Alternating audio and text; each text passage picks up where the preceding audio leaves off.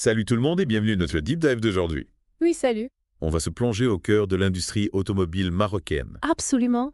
Imaginez un pays en pleine transformation qui se tourne vers l'électrique Hmm. et ambitionne de devenir un acteur incontournable sur la scène mondiale. Oui, Eh oui, on parle bien du Maroc en 2025. exactement. On va décortiquer ensemble des articles récents de l'ODJ Media D'accord. pour comprendre les grandes tendances qui façonnent cette industrie Ah oui, et leurs implications pour l'avenir du pays. absolument.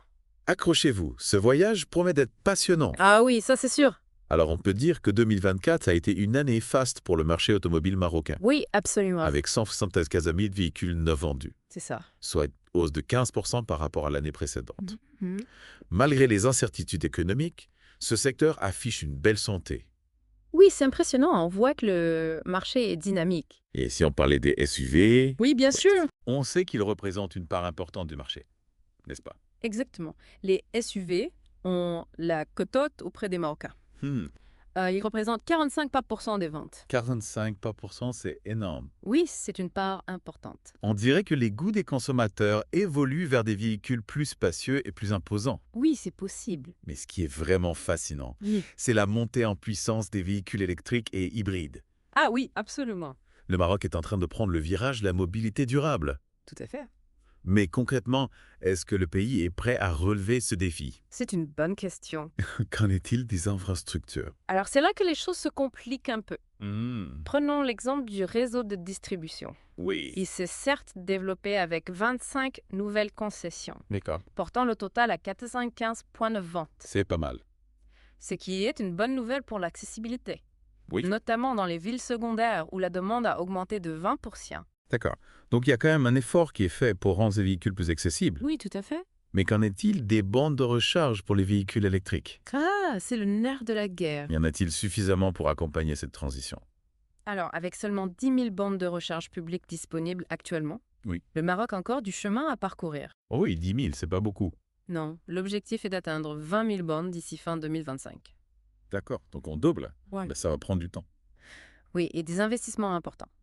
Atteindre cet objectif nécessitera des partenariats publics-privés solides Bien sûr. pour pouvoir financer ces infrastructures. On voit qu'il reste des efforts à fournir. Oui. Mais en attendant, quels sont les autres défis auxquels l'industrie automobile marocaine est confrontée? Eh bien, il y a la question du pouvoir d'achat, notamment avec la hausse des taux d'intérêt Oui. et l'augmentation des prix des voitures qui ont grimpé de 7% en 2024. 7%, c'est conséquent. Oui, ça a un impact sur la capacité des ménages à acheter des véhicules neufs. Cela dit, les prévisions pour 2025 tablent sur 180 000 unités vendues. D'accord. Mais cela dépendra de la résolution des problèmes d'approvisionnement en semi-conducteurs Oui, bien sûr. et de la stabilité économique. Donc beaucoup d'incertitudes. Oui, c'est un marché qui est en pleine évolution. En parlant de défis, changeons de sujet et intéressons-nous à la réforme du stationnement à Casablanca. Ah oui, un sujet qui touche beaucoup de monde. Un sujet qui concerne de nombreux habitants de la métropole. Absolument, le stationnement à Casablanca, un véritable casse-tête. Les autorités ont décidé de prendre les choses en main, en suspendant l'octroi et le renouvellement des autorisations pour les gardiens de voitures dans les espaces publics. Oui, une mesure radicale pour mettre fin au désordre et aux tarifs arbitraires. Une décision qui ne manquera pas de faire réagir. Oui, c'est sûr, ça va bousculer les habitudes. Mais concrètement, comment compte-t-il organiser ce nouveau système? L'objectif est d'intégrer ces travailleurs dans un cadre formel, en leur garantissant des droits sociaux et des opportunités d'emploi stables. D'accord, donc il y a une volonté de professionnaliser ce secteur. Tout à fait. Le conseil communal prévoit d'introduire des contrats à gestion délégués pour les parkings. Oui, avec des conditions administratives et légales claires. On comprend mieux. L'idée est donc d'améliorer l'organisation du stationnement, tout en offrant un cadre plus stable aux gardiens de voiture. Des villes comme Tanger et Tétouan ont déjà mis en place des systèmes similaires avec succès. Oui, et c'est ce modèle que Casablanca souhaite reproduire. D'accord. Une réforme ambitieuse qui, si elle est bien menée, pourrait transformer l'expérience du stationnement dans la métropole. Oui, on espère. Parlons maintenant des nouvelles réglementations pour la vignette automobile en 2025. D'accord. Qu'est-ce qui change pour les propriétaires de véhicules? Le gouvernement a décidé de sévir contre les retards de paiement. Ah, ça me plaisant pas. Et non, dorénavant, toute personne qui ne paie pas sa vignette à temps devra s'acquitter d'une amende initiale de 15% du montant dû, suivi d'une pénalité mensuelle de 0,5% pour chaque mois de retard. Ouh, c'est dissuasif. Oui, c'est le bonnet. Y a-t-il tout de même des bonnes nouvelles? Heureusement, oui. Ouf! Les nouveaux propriétaires qui immatriculent leur véhicule pour la première fois en 2025 bénéficieront d'un délai de paiement prolongé de 60 jours. Ah! D'accord. Au lieu de 30 pour payer leur vignette après le dépôt de leur dossier de carte grise à la NARSA. D'accord. Donc un délai supplémentaire pour les nouveaux automobilistes. Exactement. C'est une bonne nouvelle pour ceux qui s'apprêtent à acheter leur première voiture. Oui, ça leur laisse un peu plus de temps pour s'organiser. Mais qu'en est-il des tarifs de la vignette? Y a-t-il des changements? Les tarifs varient en fonction de la puissance et du type de carburant du véhicule. Il faut s'attendre à payer entre 350 dirhams pour les véhicules essence de moins de 8 chevaux. D'accord. Et 20 000 dirhams pour les diesels de 15 chevaux et plus. On comprend mieux pourquoi le gouvernement est si strict sur les délais de paiement. Oui, les montants peuvent être élevés. Passons maintenant aux infrastructures routières. D'accord. Où en est le projet de la voie express Fetaounat? Ce projet d'envergure, long de 71 km, avance à bon rythme. La première tranche est déjà réalisée à 65%. 65%, c'est pas mal. Oui, c'est un projet ambitieux. Financé conjointement par le ministère de l'Équipement et de l'Eau, la région Femeknes, le Conseil provincial de Tapounat et l'Agence pour la promotion et le développement des provinces du Nord. Donc un projet important pour le développement régional? Absolument. Mais est-ce que la construction s'est déroulée sans accroc? La première tranche a connu quelques difficultés techniques au début des travaux. Ah bon? Notamment pour le déplacement des réseaux d'eau potable, d'électricité et de fibres optiques. Ah oui, quand même. Il y a eu aussi des complications liées à l'expropriation des terrains. Des obstacles qui ont dû ralentir les travaux. Effectivement. Mais malgré ces difficultés, le projet est en bonne voie. Tant mieux. La première tranche devrait être finalisée d'ici avril 2025. D'accord. Tandis que la deuxième devrait être achevée vers la fin de l'année 2025 ou au début 2026. C'est une excellente nouvelle pour la province de Taounat. Oui, ça va désenclaver la région. Et cette voie express va dynamiser son développement économique et améliorer la sécurité routière. Tout à fait. Un projet structurant qui aura un impact positif à plusieurs niveaux. Oui, on peut le dire. En parlant de réussite, jetons un coup d'œil au succès fulgurant du SUV Coolray de Geely. Ah oui, un véritable succès. Qui vient de franchir le cap du 1 million d'unités vendues dans le monde. Impressionnant. 1 million d'unités, c'est incroyable. Oui, c'est un succès mondial. Qu'est-ce qui explique un tel succès? Lancé en 2019. Le Coolray a su séduire les automobilistes grâce à son design moderne et dynamique. Oui, il a un look assez sympa. Ses performances impressionnantes sur la route. D'accord. Et son équipement technologique de pointe. Donc une combinaison de facteurs qui en fait mouche. Oui, une formule gagnante qui a permis à Geely d'étendre sa présence à plus de 50 pays. On comprend mieux l'engouement pour ce véhicule. Oui, c'est un modèle qui plaît beaucoup. Et qu'en est-il des ambitions de Geely sur le marché marocain? Geely a de grandes ambitions pour le Maroc. En collaboration avec BA Motors Maroc, partenaire de Kia. D'accord. La marque chinoise vise à s'imposer sur ce marché en pleine croissance. Alors, Geely compte bien jouer un rôle majeur dans l'industrie automobile marocaine. Oui, ils sont très motivés. Mais comment comptent-ils s'adapter aux préférences des consommateurs locaux? C'est une question clé. Geely mise sur une stratégie d'adaptation. D'accord. En proposant des véhicules qui répondent aux besoins spécifiques du marché marocain. Par exemple, il pourrait proposer des motorisations plus petites et plus économes en carburant. Ou encore des finitions intérieures plus luxueuses. Intéressant. On voit que Geely prend au sérieux le marché marocain. Oui, ils veulent s'installer durablement. En parlant d'adaptation, parlons maintenant de BTR New Material Group. Ah oui, un acteur important dans le domaine des batteries. Et de leur projet ambitieux à Tanger. Exactement. De quoi s'agit-il exactement? BTR New Material Group est en train de révolutionner le paysage de la mobilité électrique au Maroc. La construction de 2 usines de fabrication d'anodes et de cathodes à Tanger avance à grands pas. D'accord. Prévue pour 2026. Cette initiative représente un investissement colossal de plus de 6 milliards de dirhams. Wow. Et promet de créer plus de 100 emplois hautement qualifiés. C'est un projet d'envergure. Oui, c'est un projet majeur pour le Maroc. Mais quel est l'objectif final de ces usines? L'objectif est clair. Faire du Maroc un acteur clé dans le secteur des batteries électriques. Avec ces infrastructures, le pays pourra produire les matériaux essentiels à la fabrication de batteries performantes. D'accord. Contribuant ainsi à la transition vers des véhicules plus propres. C'est une avancée majeure pour le Maroc. Absolument. qui se positionne comme un leader dans l'industrie des batteries électriques. Tout à fait. Mais comment ce projet s'inscrit-il dans la stratégie du gouvernement en matière de mobilité électrique? Ces deux projets font suite à un accord signé avec le gouvernement marocain. D'accord. L'engagement de BTR New Material Group, avec un investissement supplémentaire de 3,6 milliards de dirhams pour l'usine d'anode, D'accord. témoigne de la confiance croissante dans le potentiel économique du Maroc, Oui. dans le secteur des technologies vertes. C'est une excellente nouvelle pour l'économie marocaine et pour l'environnement. Oui, c'est un projet gagnant-gagnant. Mais pendant que le Maroc s'engage résolument dans la voie de la mobilité électrique, qu'en est-il du reste du monde? La Chine est en train de prendre une avance considérable dans la course à l'électrique. Ah oui, on en parlait tout à l'heure. Des analyses menées par des géants financiers comme UBS et HSBC, ainsi que par des cabinets de recherche comme Morningstar et Wood Mackenzie, prédisent que le marché des véhicules électriques est sur le point de surpasser celui des moteurs thermiques. Donc une véritable révolution en marche. Oui, on peut le dire. La Chine deviendrait-elle le leader incontesté de la transition énergétique dans le secteur automobile?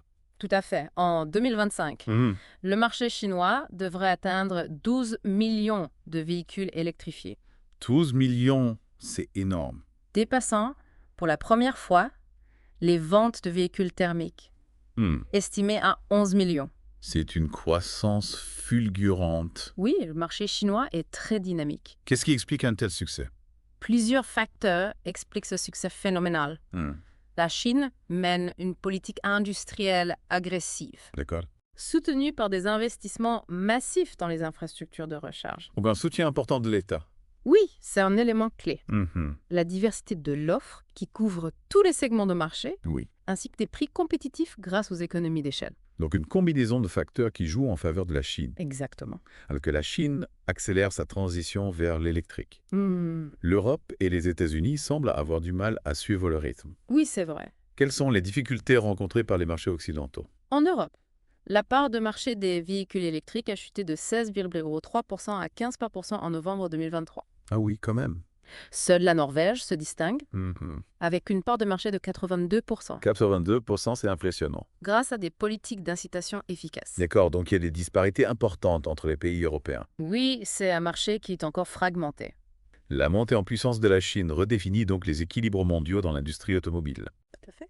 Quelles sont les implications pour les constructeurs traditionnels? Les constructeurs traditionnels doivent s'adapter rapidement pour ne pas se faire distancer. La concurrence des marques chinoises est de plus en plus forte. Oui, on voit bien. Ils bénéficient d'une avance technologique dans les batteries.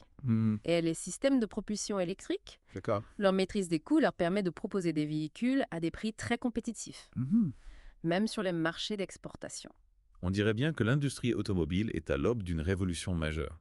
Oui, c'est une période de grands changements. Le Maroc a-t-il les cartes en main pour tirer son épingle du jeu dans ce nouvel ordre mondial? Absolument. Ah, c'est encourageant. Le Maroc a un rôle important à jouer dans cette transition. Sa position géographique stratégique, son énergie solaire abondante et sa main-d'œuvre qualifiée sont des atouts considérables.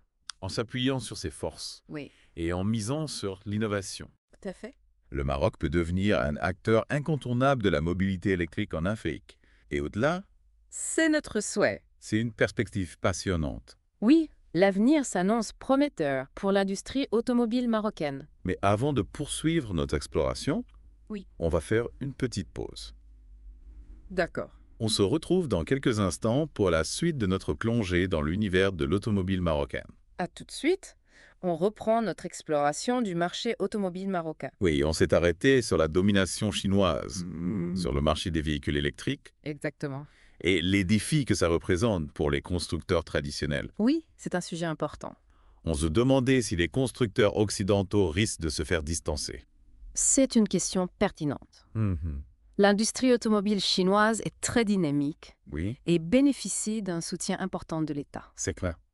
Ils investissent massivement dans la recherche et le développement. Et ils ont une capacité de production impressionnante. Oui, c'est impressionnant. Face à cette concurrence accrue, les constructeurs occidentaux doivent s'adapter et innover pour rester compétitifs. Tout à fait. La Chine est en train de devenir une puissance automobile mondiale. C'est indéniable. On a beaucoup parlé des voitures. Oui. Mais qu'en est-il des autres modes de transport? Ah oui, bonne question. Le pays investit-il également dans des alternatives à la voiture individuelle? Absolument, le Maroc développe ses infrastructures de transport en commun.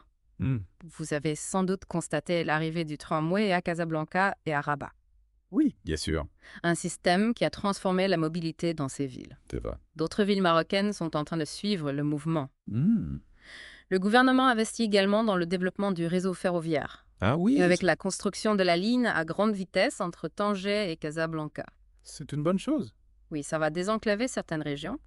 Et faciliter les déplacements. Tout à fait. C'est encourageant de voir que le Maroc mise sur des modes de transport plus durables.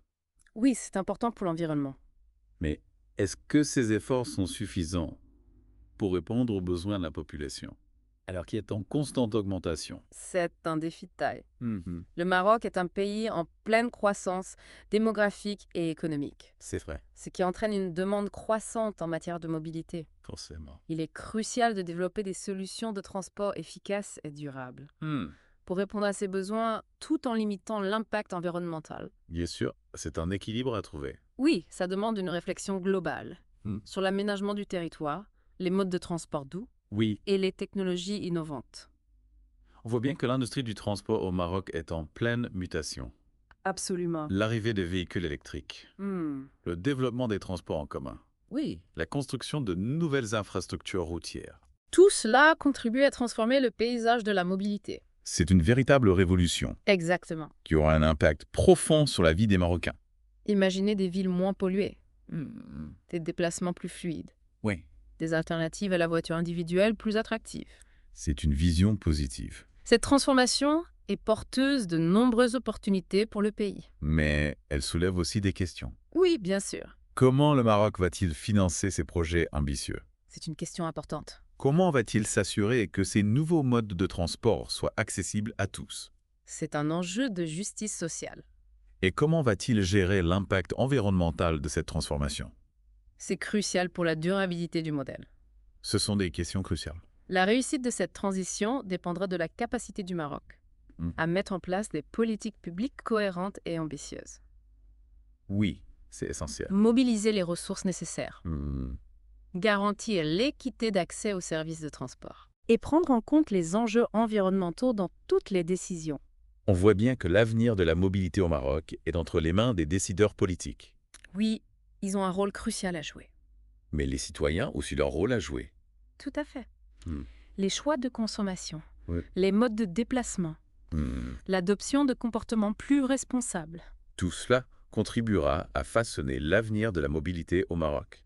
Chaque citoyen peut agir à son niveau. En privilégiant les transports en commun. Oui. En adoptant la marche ou le vélo pour les courts trajets.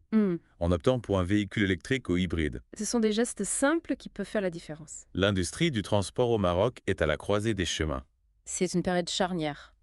Les défis sont nombreux, Oui. mais les opportunités sont immenses.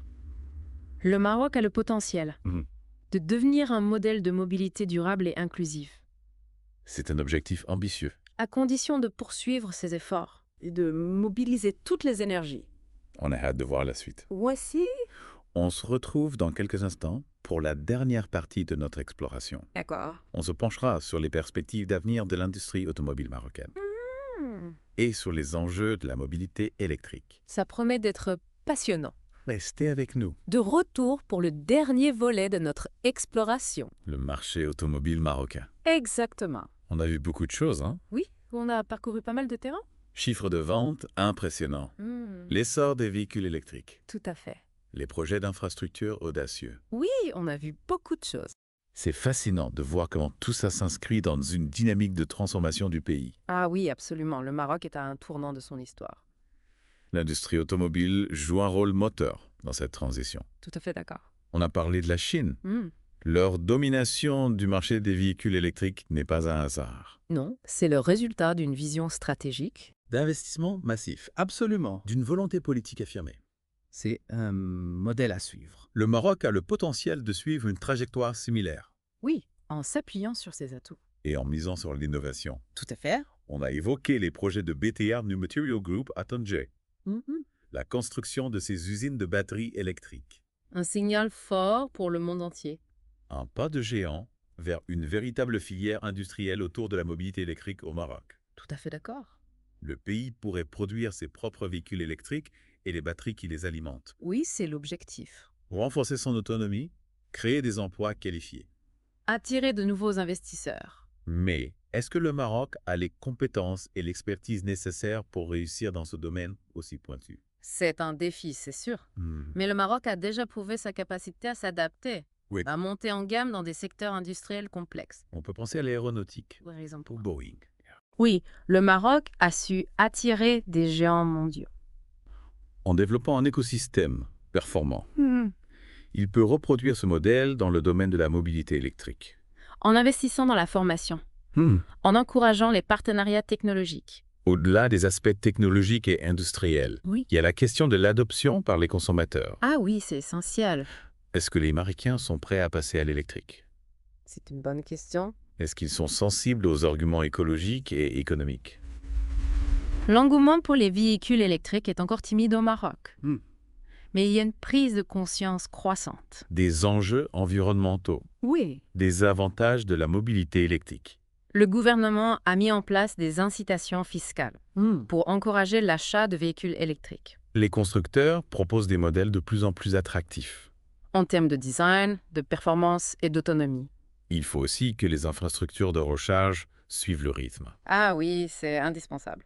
On ne peut pas inciter les gens à acheter des voitures électriques s'il n'y a pas suffisamment de bornes de recharge. Surtout en dehors des grandes villes. Le développement d'un réseau de bornes de recharge dense et accessible est indispensable pour rassurer les consommateurs et faciliter l'adoption des véhicules électriques. Tout à fait. Cela nécessite des investissements importants. De la part des pouvoirs publics et des opérateurs privés. Et une coordination efficace pour garantir une couverture optimale du territoire. Oui, c'est un effort collectif. Le Maroc a tous les atouts pour devenir un leader de la mobilité électrique en Afrique.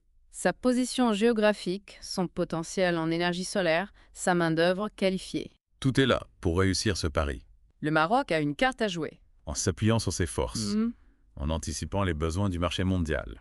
La mobilité électrique est un secteur en pleine expansion. Le Maroc peut se positionner comme un hub de production et d'innovation. Pour l'Afrique et au-delà, l'industrie automobile marocaine est en pleine effervescence. Portée par une dynamique d'innovation et de transformation.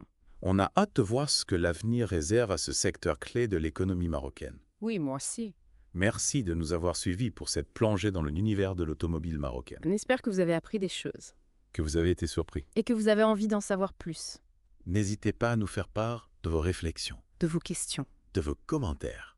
On adore échanger avec vous.